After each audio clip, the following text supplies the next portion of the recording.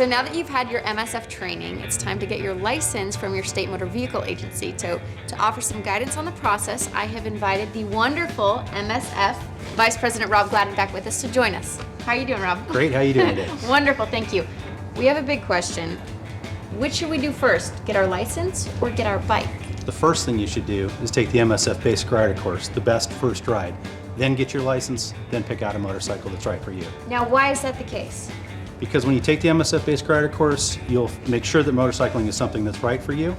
And you also get a chance to try a few different bikes and different size bikes perhaps during the class, which may influence what you end up buying. Some people buy off more than they can chew and they get too big a bike. By taking the class, you'll realize that maybe a smaller displacement motorcycle is better to start on. Perfect, so I'll get to feel and we'll get to feel out a little bit more as what works for us individually. Absolutely, yeah. Awesome, so when it comes to our license, we've already taken the basic rider course. Do we need to study still for our license test?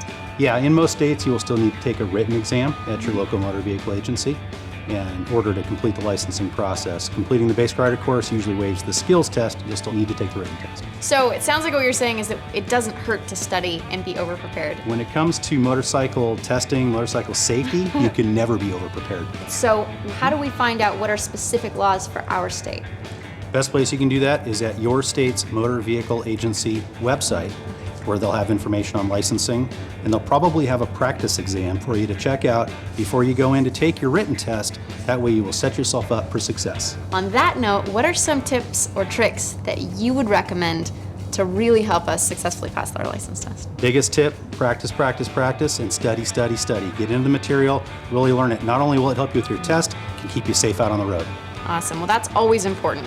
Thank you so much for your time again, Rob. It was great to see you. My pleasure, anytime, thank you. So to make it a little bit easier for you to get your license, the Honda's Learn to Ride site actually has some resources to offer you too. To prepare for the test, check out some of the guides on the website. You can also visit your state's motor vehicle agency.